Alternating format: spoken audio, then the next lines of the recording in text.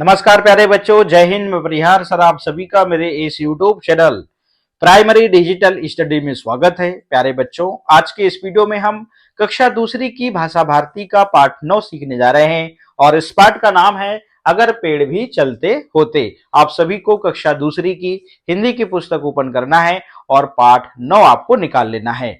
तो बिना देर किए हुए हम वीडियो की शुरुआत करते हैं और इस पाठ में जो कविता दी हुई है इसे हम पढ़ना प्रारंभ करते हैं। जैसा कि आप स्क्रीन पर देख रहे हैं, ये पाठ 9 है और इस पाठ का नाम है अगर पेड़ भी चलते होते। तो इस पाठ में हम क्या क्या सीखेंगे? कविता का सस्वर लय ताल के साथ में वाचन, ड़ और ढ़ वाले शब्दों का ज्ञान, विपरीत अर्थ वाले शब्दों की पहचान और वर्णों से शब्द बनाना और पेड़ों से लाभ।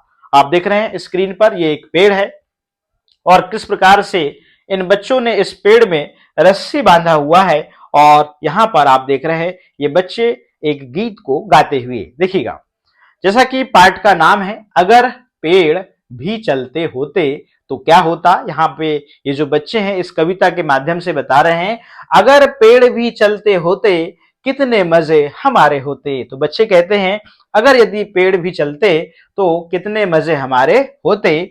बांध तने में उनके रस्सी चाहे जहां कहीं ले जाते। और पेड़ों के तने में रस्सी बांध के हम जहां ले जाना चाहते वहां पेड़ को हम ले जाते साथ में।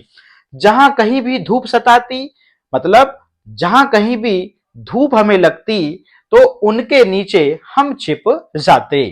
भूख सताती अगर अचानक, यदि हमको भूख यदि अचानक सताती तो तोड़ मधुर फल उनके खाते और पेड़ के फल तोड़कर खाते। आती कीचड़ बाढ़ कहीं तो झट उनके ऊपर चढ़ जाते। इस प्रकार से मान लीजिए कहीं बाढ़ आती या फिर कहीं कीचड़ रहता तो हम पेड़ के ऊपर झट चढ़ जाते। इस प्रकार से एक छोटी सी कविता है और इस कविता को दिविक रमेश जी ने लिखा है। आइए इसको हम कैसे लय और ताल के साथ में गाएंगे, देखिएगा। अगर पेड़ भी चलते होते कितने मजे हमारे होते। बांध तने में उनके रस्सी चाहे जहां कहीं ले जाते। जहां कहीं भी धूप सताती उनके नीचे हम छिप जाते। भूख सताती अगर अचानक तोड़ मधुर फल उनके खाते। आती कीचड़ बाढ़ कहीं तो झट उनके ऊपर चढ़ जाते। इस प्रकार से एक छोटी सी कविता है। एक बार और गाता हूं, मेरे साथ में आप भी गाइएगा। अगर पेड़ भी चलते होते कितने मजे हमारे होते। बांध तने में उनके रस्सी चाहे जहां कहीं ले जाते। जहां कहीं भी धूप सताती उनके नीचे हम छिप जाते।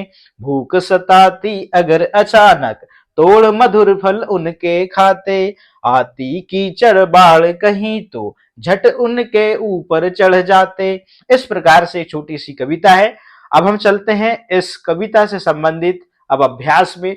और इस कविता में हमने देखा शब्द था एक सताती, मतलब परेशान करती, ठीक है ना। मधुर का मतलब मीठे और अचानक का मतलब सहसा या फिर एकाएक और झट मतलब जल्दी या शीघ्र। तो इस प्रकार से शब्दार्थ से शब्दों का अर्थ हमने जाना। अब हम आगे चलते हैं अभ्यास में।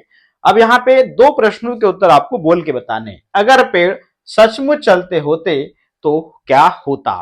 तो यहाँ पे बच्चों ने अपने हिसाब से बताया है, आप अपने हिसाब से बता सकते हैं। पेड़ों से हमें क्या क्या लाभ है, तो पेड़ों से हमें बहुत लाभ है। पहली बात तो हमें ऑक्सीजन मिलती है, ठीक है ना, छाव मिलती है, लकड़ी मिलती है, फल फूल मिलते हैं, है ना, बहुत सारे लाभ हैं। पेड़ों के बिना हमारा जीवन अधूरा है, ठीक है ना। अगला प्रश्न है, अब इन प्रश्नों के उत्तर आपको लिखने हैं। धूप से बचने के लिए हम क्या करते हैं, तो उत्तर लिखते हैं धूप से बचने के लिए हम नीचे हम छिप जाते हैं, काय के, पेड़ के। अगला प्रश्न है, ऐसे 5 पेड़ों के नाम लिखिए जिससे फल मिलते हैं। तो 5 पेड़, आम, जामुन, अमरूद, बादाम और नींबू, ठीक है। अब यहाँ पे कविता की 4 पंक्तियां लिखिए। तो यहाँ पे देखिएगा लाइन 2 दिख रही है मगर इसमें 4 लाइन है, ठीक है ना। अब हमने कविता जो दी हुई है पाठ में उसके हिसाब से यहाँ पर ये 2 लाइन कहलाएंगी मगर यहाँ पे 4 लाइन है। तो यहाँ लिखा है अगर पेड़ भी चलते होते कितने मजे हमारे होते।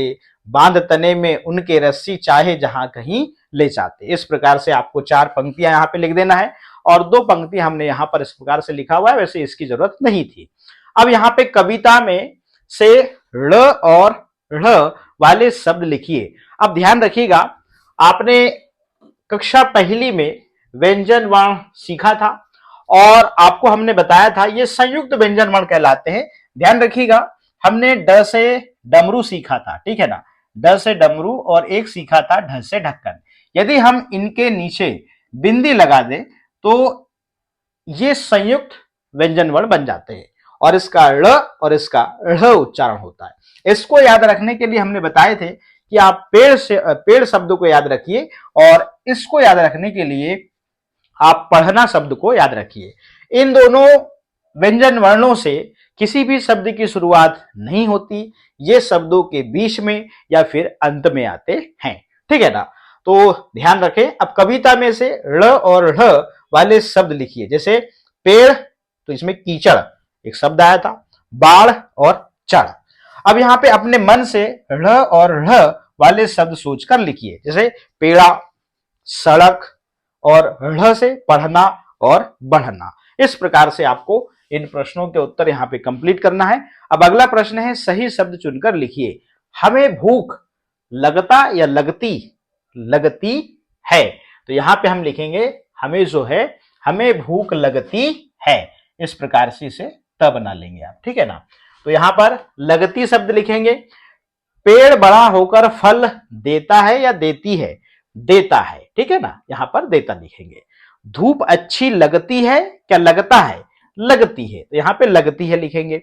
पत्ती हरी होती है या होता है, तो होती है, ठीक है ना। अब देखिएगा, हमें भूख लगती है मतलब भूख क्या है, स्त्रीलिंग है, ठीक है ना।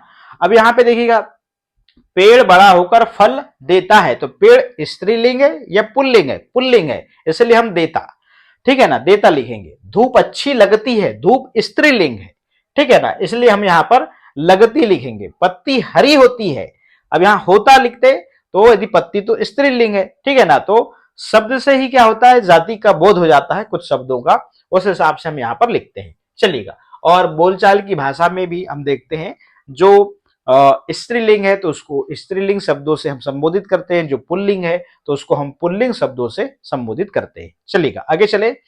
अब यहाँ पे उदाहरण के अनुसार उल्टे अर्थ वाले शब्द लिखिए। देखिएगा, जैसे धूप का उल्टा छाया, पास का दूर, कम का ज्यादा, छोटा का बड़ा, ऊपर का नीचे, चढ़ना का उतरना, आगे के पीछे, और दिन और रात, मतलब अपोजिट वर्ड, उल्टे शब्द, है ना।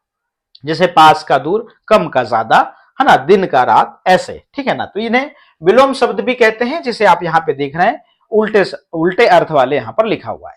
पढ़िए, बोलिए और लिखिए। आप देख रहे हैं यहाँ पर शब्द को तोड़कर अलग अलग वर्ण को यहाँ पर लिखा गया है। र है, फिर आधा स है और सी, इस प्रकार से हम यहाँ पे रस्सी लिखेंगे। स आधा च और ची, तो इसे हम यहाँ पर लिखेंगे सच्ची। ब आधा च और ची, तो यहाँ पर हम लिखेंगे बच्ची। ल आधा स और सी, लस्सी, इस प्रकार से हम यहाँ पे लस्सी लिखेंगे। अब यहाँ पे देखिएगा, ज आधा ल और दी, तो यहाँ पे शब्द में से व्यंजन वर्णों को हम यहाँ पर अलग करेंगे, ज आधा ल और दी, ठीक है ना। हल्दी, ह आधा ल और दी, हल्दी। बल्ली, ब आधा ल और ली, बल्ली। किस्सा, की आधा स और सा, किस्सा। हिस्सा, ही आधा स और सा, इस प्रकार से ये हिस्सा हो जाएगा। अब हम चलते हैं अगले पेज में। अब करने की बारी, नीचे बनी वर्ण पहेली में से फलों एवं वृक्षों के नाम खोजकर लिखिए। ये आप देख रहे हैं, ये वर्ण पहेली है। इसमें आप ढूंढेंगे तो नीम शब्द मिल जाएगा, जामुन मिल जाएगा, महुआ मिल जाएगा, बरगद मिल जाएगा, बेर, पपीता, पलाश, लीची, केला, सेब, जाम, पीपल। इस प्रकार से आप यहाँ से क्या करेंगे, फलों एवं वृक्षों के नाम खोजकर आपको यहाँ पे लिखना होगा, ठीक है ना। आगे चलते हैं। कविता को याद कीजिए और बाल सभा में सुनाइए। लीजिए, पेड़ से संबंधित छोटी सी यहाँ पर एक कविता है। देखिएगा, पेड़, अब यहाँ पे ये ड़ है, तो पेड़ हमें छाया देते हैं और यही देते हैं फल, इनसे हरियाली धरती पर, इनसे सारी चहल पहल, गंध इन्हीं से, स्वाद इन्हीं से, इनसे मिलती हमें दवा, रंग बिरंगे फूल इन्हीं से, इनसे होती शुद्ध हवा, ठीक है ना। अब इसको गाना कैसे, पेड़ हमें छाया देते हैं और यही देते हैं फल। इनसे हरियाली धरती पर, इनसे सारी चहल पहल, गंध इन्हीं से, स्वाद इन्हीं से, इनसे मिलती हमें दवा। रंग बिरंगे फूल इन्हीं से, इनसे होती शुद्ध हवा। इस प्रकार से इनसे शुद्ध हवा क्यों होती है? क्योंकि पेड़ जो हैं, जो हम कार्बन डाइऑक्साइड को छोड़ते हैं, उस कार्बन डाइऑक्साइड को जो ये पेड़ पौधे हैं वो ग्रहण करते हैं, और हम जो ग्रहण करते हैं ऑक्सीजन, वो पेड़ छोड़ते हैं। ठीक है ना? तो पेड़ों से हमें छाया मिलती है, फल भी देते हैं, हरियाली भी मिलती है, और इन्हीं से सारी चहल पहल है। आपने देखा होगा पेड़ों के ऊपर सुबह सुबह आप देखेंगे चिड़ियों का जो है बसेरा रहता है, और उनकी चहल पहल हमको सुनाई देती है। गंध इन्हीं से, स्वाद इन्हीं से, इनसे मिलती हमें दवा। और पेड़ पौधों से भी क्या मिलती है?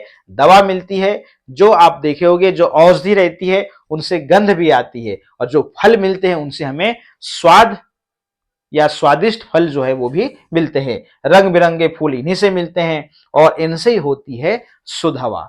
तो पेड़ जो है हमारे लिए बहुत ही काम के हैं, और एक छोटी सी कविता हमें बहुत अच्छा संदेश देती है। चलिएगा आगे चलते हैं। अपनी पसंद का पेड़ बनाकर रंग भरिए। अब यहाँ पे आपको अपनी पसंद का एक पेड़ बनाना है, जैसे हमने यहाँ पर बनाया हुआ है। आप भी इसी प्रकार से, ये एप्पल का पेड़ है और इसमें एप्पल लगे हुए हैं।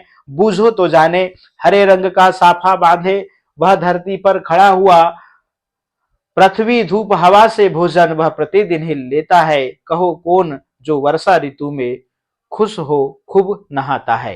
इस प्रकार से एक पहेली है। ठीक है ना?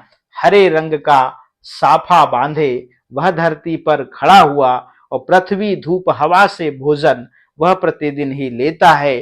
कहो कौन जो वर्षा ऋतु में खुश हो खूब नहाता है, वो है पत्ता। ठीक है ना? इस प्रकार से एक पहेली थी। और प्यारे बच्चों, हमने इस वीडियो के माध्यम से कक्षा दूसरी की हिंदी की पुस्तक का पाठ 9 जो है इसको कंप्लीट कर लिया है। तो आज के इस वीडियो में इतना ही। फिर मिलेंगे हम नेक्स्ट वीडियो में नेक्स्ट चैप्टर के साथ में। आप सभी का बहुत बहुत धन्यवाद।